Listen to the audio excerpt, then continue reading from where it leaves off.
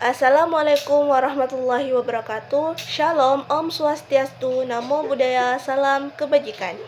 Perkenalkan, saya Kamisa dengan NIM 2403010048. Di sini saya akan menjelaskan materi mengenai telaah kurikulum. Tugas pertama yaitu mengenai kurikulum 2013 dan KTSP. Yang pertama, isi kurikulum 2013. Kurikulum 2013 dapat mencakup beberapa hal, yaitu pendekatan kurikulum. Pendekatannya yaitu lebih tematik, integratif, dan berorientasi pada kompetensi. Yang kedua, kompetensi inti. Terdapat 4 kompetensi inti, yaitu sikap spiritual, sosial, pengetahuan, dan keterampilan. Yang ketiga yaitu standar isi, mencakup berbagai mata pelajaran dengan menekankan pada pengembangan karakter dan keterampilan abad 21. Yang keempat yaitu penilaian, menggunakan penilaian autentik yang mencakup pengetahuan dan keterampilan. Yang kedua yaitu menganalisis kurikulum 2013 khususnya pada pembelajaran bahasa Indonesia. Untuk perbedaan sendiri antara KTSP dan kurikulum 2013 yaitu pada sifatnya. Sifat KTSP lebih fleksibilitas, memberikan kebebasan kepada sekolah untuk mengembangkan kurikulum sesuai dengan kebutuhan lokal. Sedangkan yang kedua yaitu keterampilan berbahasa, menekankan pada keterampilan berbahasa secara terpisah, membaca, menulis, berbicara, dan mendengarkan. Yang kedua yaitu kurikulum 2013. Integrasi pembelajaran mengintegrasikan keterampilan berbahasa dalam konteks yang lebih luas proyek dan tema. Yang kedua, pengembangan karakter. Fokus pada pengembangan karakter melalui pembelajaran bahasa Indonesia termasuk nilai-nilai moral dan sosial. Yang ketiga, memberikan penilaian terhadap KTSP dan kurikulum 2013. KTSP itu lebih fleksibilitas dalam pengembangan kurikulum, relevansi dan konteks lokal. Sedangkan kekurangannya yaitu keseragaman dalam implementasi di berbagai daerah yang dapat mengakibatkan disparitas kualitas pendidikan. Untuk kurikulum 2013 sendiri yaitu kekurangannya implementasi yang masih membutuhkan waktu pelatihan guru serta kekhawatiran atas beban kurikulum dianggap berat. Untuk kelebihannya, pendekatan yang lebih holistik, terintegrasi, fokus pada pengembangan karakter serta metode pembelajaran yang aktif dan partisipatif. Tugas 2 yaitu menafsir konsep dasar perencanaan pengajaran Merdeka Belajar dan konsep kurikulum darurat. Merdeka Belajar adalah kebijakan pendidikan yang dirancang oleh Kementerian Pendidikan Kebudayaan Indonesia yang memberikan kebebasan bagi siswa untuk belajar sesuai dengan minat dan bakatnya. Konsep kurikulum Merdeka Belajar ialah lebih diarahkan kepada pembentukan karakter profil pelajar Pancasila. Pada kurikulum ini menekankan proses pembelajaran kepada aksi lebih nyata.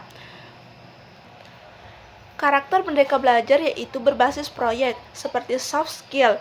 Yang kedua, fokus pada materi-materi esensial, yang lebih diarahkan untuk memberikan waktu yang cukup pembelajaran secara mendalam.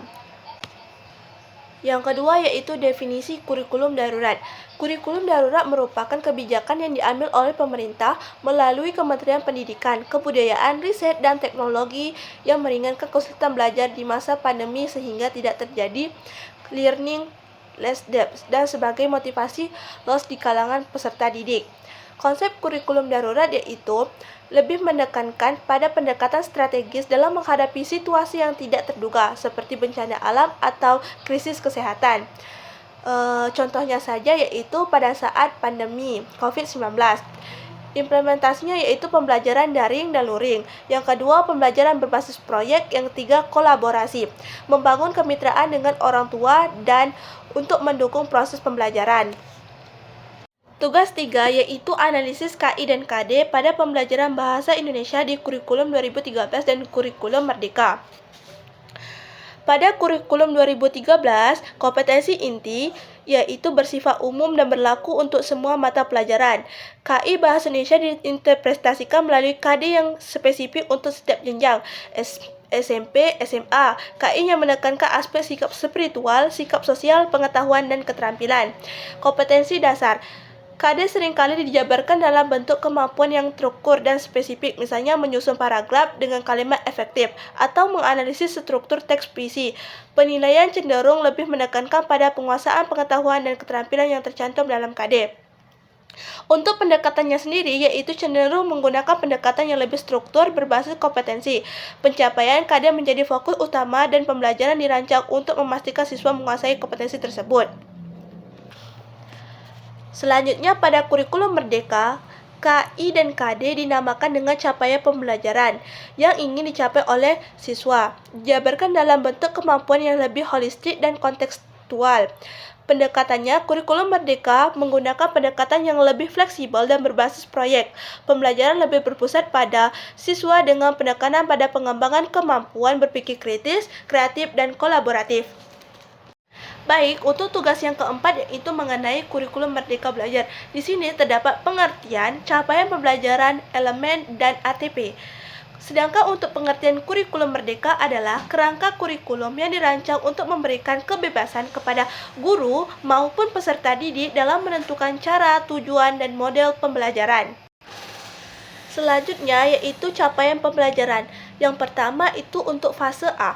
Fase A umumnya untuk kelas 1 dan kelas 2 SDMI program paket A, yaitu peserta didik memiliki kemampuan berbahasa untuk berkomunikasi dan bernalar sesuai dengan tujuan kepada teman sebaya dan orang dewasa di sekitar tentang diri dan lingkungannya. Untuk yang fase kedua yaitu fase B, umumnya untuk kelas 3 dan 4 SDMI program paket A. Peserta didik memiliki kemampuan berbahasa untuk berkomunikasi dan bernalar sesuai dengan tujuan kepada teman sebaya dan orang dewasa tentang hal-hal menarik di lingkungan sekitarnya. Peserta didik untuk menunjukkan minat terhadap teks, mampu memahami dan menyampaikan gagasan, teks informatif serta mengungkapkan gagasan. Untuk yang ketiga yaitu fase C, umumnya untuk kelas 5 dan 6 SDMI program paket A. Pada akhir fase C, peserta didik memiliki kemampuan berbahasa untuk berkomunikasi dan bernalar sesuai dengan tujuan dan konteks sosial. Peserta didik menunjukkan minat terhadap teks, mampu memahami, mengolah dan menginterpretasikan informasi dan pesan dari paparan lisan dan tulis tentang topik yang dikenali dengan teks narasi dan informatif. Yang keempat yaitu fase D, umumnya untuk kelas 7, 8, dan 9 SMP MTS program paket B. Pada akhir fase D, peserta didik memiliki kemampuan berbahasa untuk berkomunikasi dan bernalar sesuai dengan tujuan, konteks sosial, dan akademis. Yaitu fase E, umumnya untuk kelas 10, SMA, SMK, dan program paket A. Pada akhir fase E, peserta didik memiliki kemampuan berbahasa untuk berkomunikasi bernalar sesuai dengan tujuan, konteks sosial, akademis, dan dunia kerja.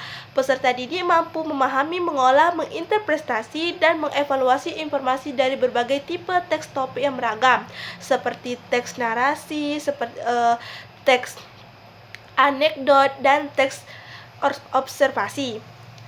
Yang keenam yaitu fase F, umumnya untuk kelas 11 dan kelas 12 SMA, MA, SMK, dan program paket C. Pada akhir fase F, peserta didik memiliki kemampuan berbahasa untuk berkomunikasi dan bernalar sesuai dengan tujuan, konteks sosial, akademis, dan dunia kerja. Peserta didik dapat mampu memahami, mengolah, menginterpretasikan, dan mengevaluasi berbagai tipe teks tentang topik yang beragam. Fase F dan fase E itu hampir sama mengenai teks. Seperti kalau di fase F yaitu dalam pelajaran kelas 11 dan kelas 12 SMA itu berkaitan dengan teks karya ilmiah dan juga teks puisi. Untuk elemennya sendiri yaitu yang pertama menyimak. Menyimak adalah kemampuan peserta didik menerima, memahami, dan memaknai informasi yang didengar dengan sikap yang baik agar dapat menanggapi mitra tutur. Yang kedua, membaca dan memirsa. Membaca adalah kemampuan peserta didik untuk memahami, memaknai, menginterpretasi, dan merefleksi teks sesuai tujuan dan kepentingan untuk mengembangkan sikap, pengetahuan, keterampilan, dan potensinya. Yang ketiga, berbicara dan mempresentasikan. Berbicara adalah kemampuan peserta didik untuk menyampaikan gagasan, tanggapan, perasaan dalam bentuk lisan dan dengan santun. Mempresentasikan yaitu kemampuan memaparkan materi atau gagasan serta tanggapan secara fasih, akurat, bertanggung jawab, mengajukan atau menanggapi pertanyaan-pertanyaan dan menyampaikan perasaan secara lisan seperti diskusi kelas. Yang keempat yaitu menulis. Di sini, peserta didik mampu menyampaikan gagasan, tanggapan, perasaan dalam bentuk tulisan. Selanjutnya, alur tujuan pembelajaran atau yang disebut juga dengan ATP. Yang pertama yaitu memahami capaian pembelajaran. Capaian ini dirancang untuk mencakup keterampilan pengetahuan, sikap yang relevan dengan perkembangan siswa. Yang kedua, merumuskan tujuan pembelajaran.